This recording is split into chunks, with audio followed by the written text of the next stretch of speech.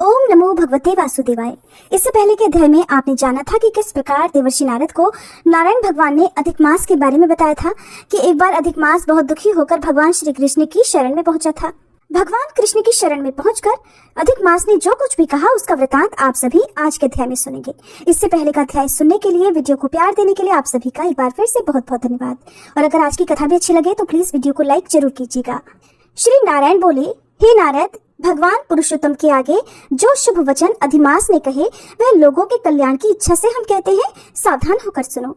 अधिमास बोला, हे नाथ, हे कृपानिधे, हे हरे, मुझसे जो भी बलवान है उन्होंने ये मलमास है ऐसा कहकर मुझ दीन को अपनी श्रेणी से निकाल दिया है।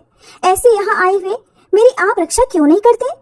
प्रभु, अपने स्वामी देवता वाले मासादिकों द्वारा शुभ कर्म में वर्जित मुझ स्वामी रहित को देखते ही आपकी दयालुता कहाँ चली गई और आज भला ये कठोरता कैसे आ गई? हे प्रभु, हे भगवान, कंस रूपी अग्नि से जलती हुई वसुदेव की पत्नी अर्थात देवकी की रक्षा जैसे आपने की वैसे ही हे दीन वत्सल, कहिए मुझ शरण में आई हुए की आज आप रक्षा क्यों नहीं कर रहे? पहले द्रुपद राजा की कन्या द्रौपदी की दुशासन के दुख से जैसे आपने रक्षा की वैसे ही हे दीन दयाल, कहिए मुझ शरण में आई हुए की आज कैसे रक्षा नहीं करते?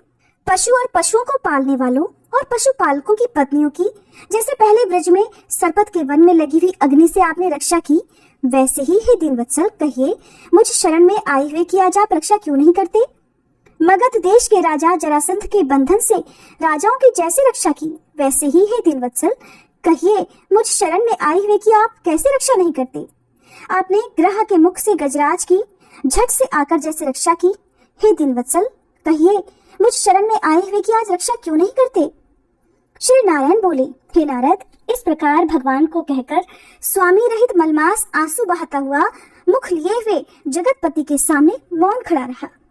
उसको रोते देखते ही भगवान शीघ्र ही दयालु हो गए और पास में खड़े दीन मुख मलमास से इस प्रकार बोले, हे वत्स, क्यों इस समय अत्यंत दुख में डूबे हुए हो और ऐसा कौन बड़ा भारी दुख तुम्हारे मन में है? दुख में डूबते हुए तुझे हम बचाएंगे, बस तुम शोक मत करो।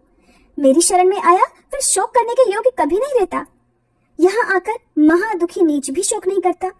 किस लिए तुम यहाँ आकर शोक में मन को दबाए हुए हो? जहाँ आने से न शोक होता है, न कभी बुढ़ापा आता है, न मृत्यु का भय रहता है, किंतु नित्य आनंद ही आनंद रहा करता है। इस प्रकार के वैकुंठ में आकर तुम क्यों दुखी हो? तुमको यहाँ पर दुखी देखकर वैकुंठ वासी भी बड़े विस्मय को प्राप्त हो रहे हैं। हे वत्स, तुम कहो इस समय तुम मरने की क्यों इच्छा कर रहे हो?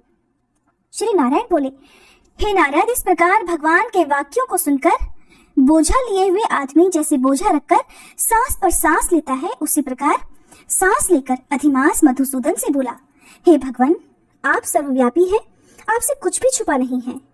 आकाश की तरह आप विश्व में व्याप्त होकर बैठे हैं।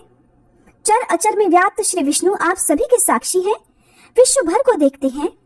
विश्व की सन्निधि में भी विकार शून्य आप में शास्त्र मर्यादा के अनुसार सब भूत स्थित हैं। हे जगन्नाथ, आपके बिना तो कुछ भी नहीं है। क्या आप मुझ अभागे के कष्ट को नहीं जानते हैं?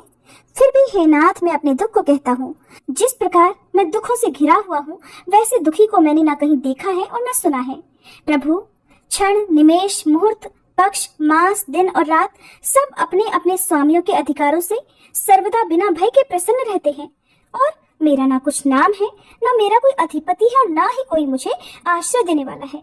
इसलिए क्षणाधिक समस्त स्वामी वाले देवों ने सभी शुभ कार्यों में मेरा निरादर कर दिया है। ये मलमास सर्वदा त्याज्य है, अंधा है, गड्ढे में गिरने वाला है, ऐसा सब कहते हैं।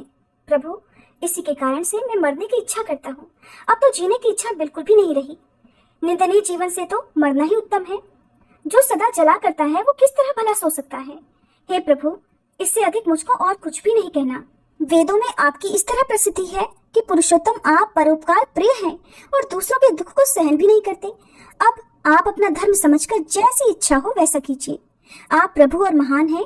आपके सामने मुझ जैसे पामर को घड़ी घड़ी कुछ कहते रहना भी उचित नहीं है। मैं मरूंगा, मैं अब नहीं जीऊंगा, ऐसा पुनः पुनः कहकर वह अधिमास हे ब्रह्मा के पुत्र चुप हो गया और एकाएक श्री विष्णु के निकट गिर गया। तब इस तरह अचानक गिरते हुए मलमास को देखकर भगवान की सभा के सभी लोग बड़े आश्चर्यचकित हो गए। श्री नारायण बोले, नारद, इस प्रकार कहने के बाद मौन हुए अधिमास के प्रति बहुत कृपा भार से प्रसन्न हुए भगवान श्री कृष्ण मेघ के समान गंभीर वाणी से चंद्रमा की किरणों की तरह उसे शांत करते हुए बोले।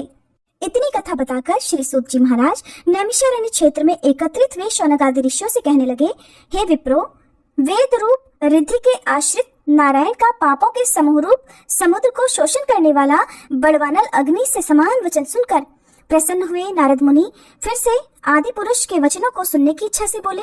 देवर्षि नारद ने अधिमास के विषय में जो भी प्रश्न नारायण भगवान से पूछे उन सभी का विस्तार पूर्वक वर्णन आप सभी अगले अध्याय में सुनेंगे।